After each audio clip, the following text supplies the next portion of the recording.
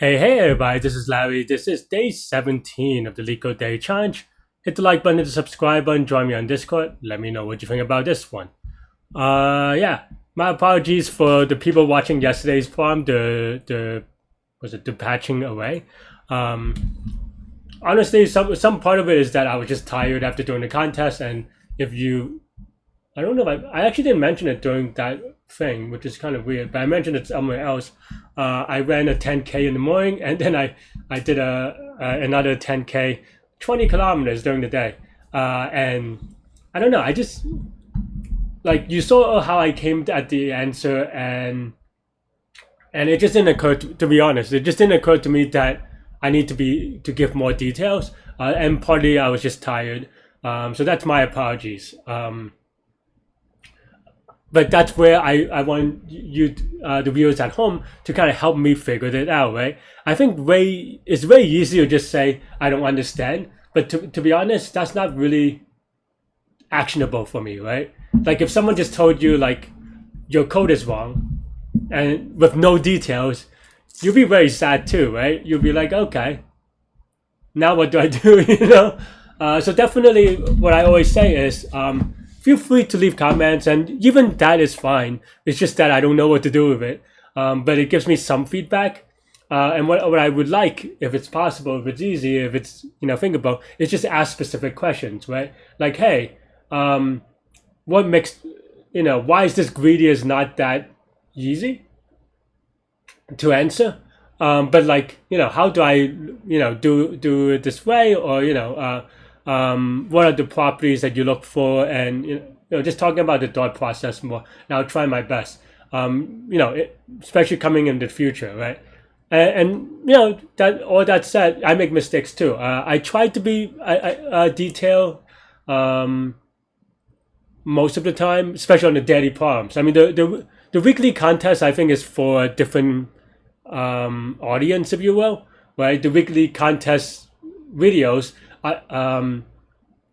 It's just that for the harder problems, I assume that you come from the background of already able to do a lot of the basic fundamental stuff, right? So I kind of skip some of the more basic stuff just because I don't know. I mean, how many? I'm not gonna, just to be honest. Right now I have 3,000 videos or something like this. I'm not gonna go spend an hour on binary search every time we have a binary search problem. I'm not going to go spend like, half an hour on segment tree every time I have a segment tree problem, right? That's just a little bit silly, right? So, but I will tell you what to Google for, what to search for, and that's fine, right? Hopefully. Yeah, and it's the same thing to a degree, but I try to be a little bit detailed in the thinking, because the daily problems, the audience is a little bit more beginner. I try my best, but I mean, sometimes I'm wrong, and I get it wrong. So my apologies. Like I said, I think one thing that is actually very important skill to learn, both both in general in life, but also in a professional setting, is how to ask questions, right? And I think this is something of a practice, and maybe something that you can practice on as well.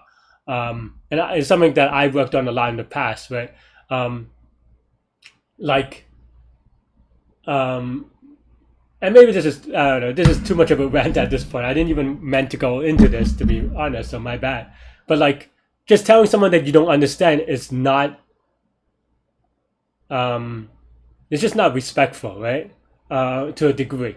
It's not that the question itself is, like, you could ask it in any number of intonations and ways, but the disrespectful part is just more like, you have to respect the people whose time you're trying to take in life in general, right?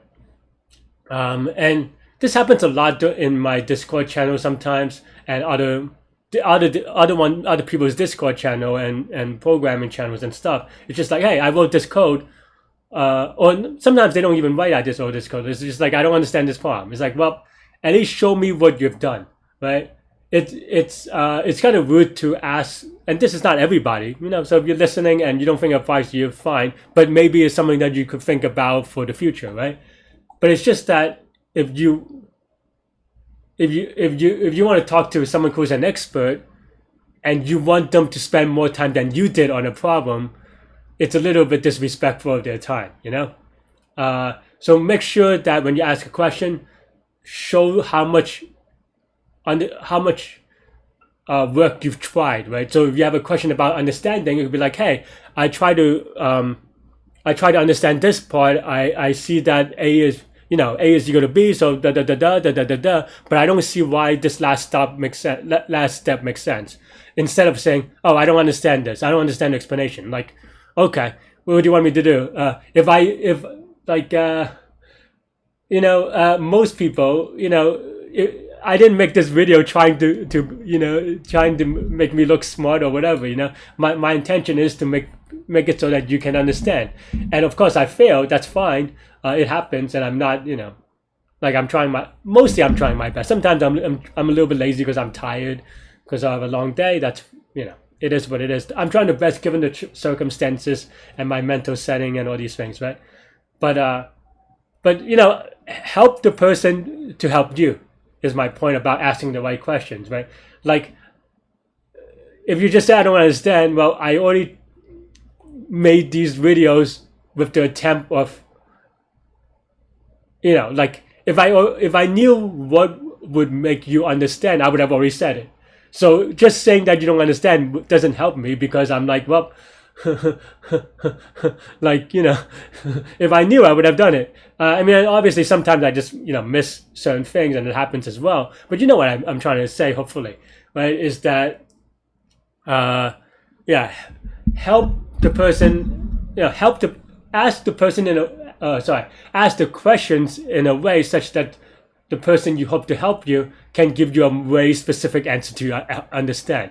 And at a certain point, I don't know if I'm an experienced teacher or whatever, but I have some practice, and it's just that if you want to understand the other perspective, is that like I can't keep on guessing what you don't understand. I just can't be like, oh, have you looked at this? Have you looked at this? And then next thing you know, I spend like 8 hours when you have to figure out what you don't understand and how to get there, and all the steps that you took, and along the way. And this is a long rant, but one more additional thing is that I would say that I'm, this is one thing that I'm very proud about, is the Discord channel. I think it's over there, the link, whatever. Right? Is that it just gives you a better answer. I don't check my YouTube comments all the time. Not gonna lie. I do check it, but it's just very hard to be very, I check it like once a day when I upload or whatever. Do the Discord channel, and also then you're asking other smart people, not just me, and it helps to kind of have people to talk to. And sometimes I'm just, as you know, as if you've been watching me a little bit, you'll know that I've been running a lot and exercising a lot. I'm just, I don't know, I'm not, I'm just very, very tired. So yeah, okay. So actually, 10 minutes in, let's get to the actual problem. Hopefully, I just want to give you my perspective on things. I am trying to help, but sometimes, there's always gaps, right? Like I'm making a video, I cannot read your thoughts. If I can read your thoughts, maybe I'll probably read some really rich people's thoughts and then make a lot of money. But anyway, that's besides the point. All right, let's actually take a look at today's problem. Sorry, I need to get a quick water actually.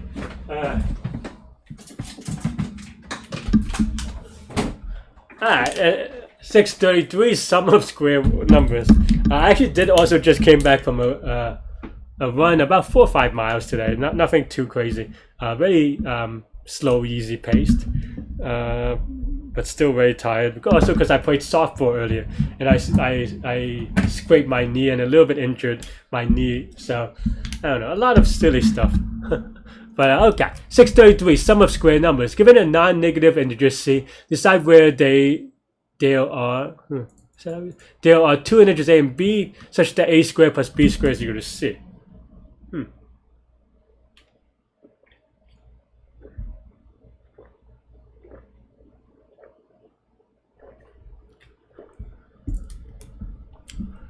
Um,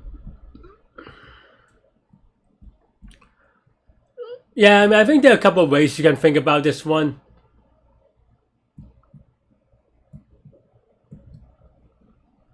I think the key thing is try to figure out the bounds, right?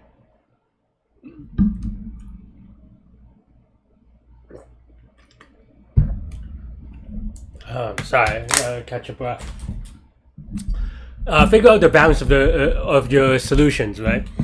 And I don't know. I think like you see the constraint c is 2 to the 31 minus 1.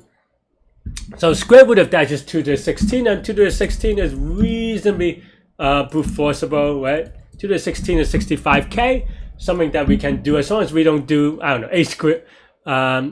If we leave it square root of c, that'll be fast enough, right? So let's do that.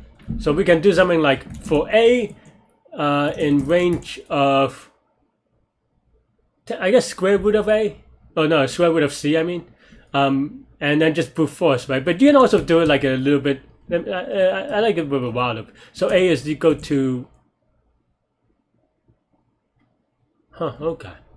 I think I was just double checking whether where these could be zeros, but c could be zero. So I guess like 0 is definitely true. So we can do something like a is equal to 0, while a times a is less than or equal to c, right? Then now we then now we just check. Of course, we remembered increment a, and then b is going to equal to c minus a times a, right? Or this is technically b squared, and then now we just have to check whether b squared is an integer, right? There are a couple of ways you can write this per se. I think square root is precise for integers, and by integers I mean like 32-bit integers. So you can maybe do something like b is equal to if b times b is equal to b2, then we return true, right? Something like that. Then we return false otherwise. Double check these two. Okay. I mean, I don't know. I guess we can try more numbers, but ooh. Why do I return true? Oh, I'm dumb. This should be an int. I forgot to cast it to int. Okay. That should. But this is why you test things. Nice. I'm very happy. I've been so sloppy lately. I'm so sad. That's such a. I mean, I even said it. I don't know if did I say it. I don't know if I said it, but I was like, but I don't know. There's just. I think that is one thing that about being tired all the time these days is that you just make all these mental mistakes. But also, this is why. I had an interesting conversation on the Discord about testing, and this is why you have testing, and that's why you have TDD. Is so that I mean, like during a contest you can't do this because you just don't have the right answer. But in real life, this is why you have TDD, so that you know what the expected behavior is because you can work it out by paper and hand or whatever. And maybe you could even write a brute force, like a more lazy algorithm to kind of check on it. But that's the idea, right? What's 2 to the 31? That's just 2 billion. I just want to see the timing, but I don't know that this is because if it returns true, then that means that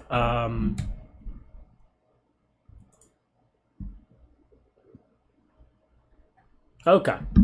Because if it returns true, that means that it does not progress through all the numbers.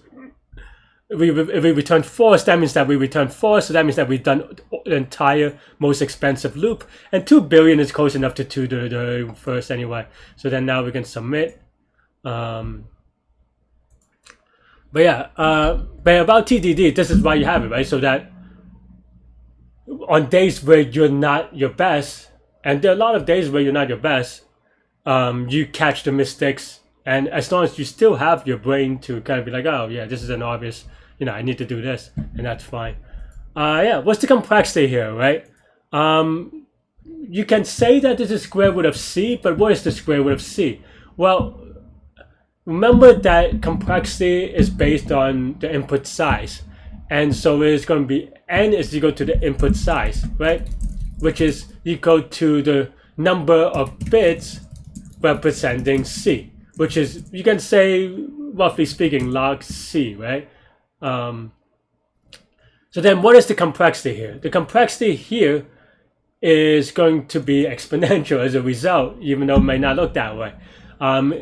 Except for that, you know, because as a result of, like, I'm a little bit too lazy to show the math, and maybe I'm wrong, but you can just say that this is the complexity is actually 2 to the n over 2, time and space. Well, space is,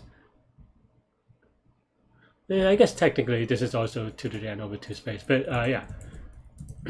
And you can do the math to check yourself. And of course, I believe this is also over 2 to the n, but either way, they're both exponential, right? That's just how it works. I'm